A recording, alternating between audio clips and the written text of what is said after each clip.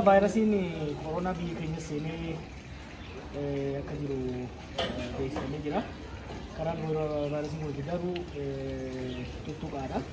Kan ofirraa hambisuudhaaf immoo keenya saamunaadhaan yeroo baanee gallu saamunaan sirriitti hidhachuun barbaachisaa ta'edhani. Saamunaa harkatti dibannee gara sagalii soddomaa daqiiqaa tokkootti sirriitti keessattuu qeensa jalatti fa'aa waan danda'uuf qeensa jala quba keenya jidduu sirriitti hidhachuun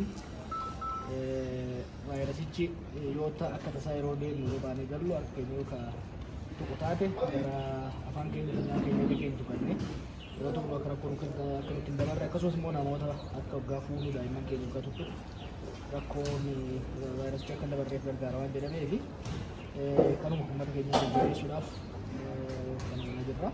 Kanaaf uummanni keenya yeroo baatanii galtan yeroo geejjibaa geessanii deebitan amma danda'anitti kan keessa sirriitti saamunaa argachuudhaan ofiis maatii keessanis yollaas firootas warra wajjin hojjettanis akka baraartanii fi daddarbiin kubbaa kanas biyya keenya keessa akka hin bal'anneef waan gargaaruuf kan akka nyaatanii isin dhaan barbaada.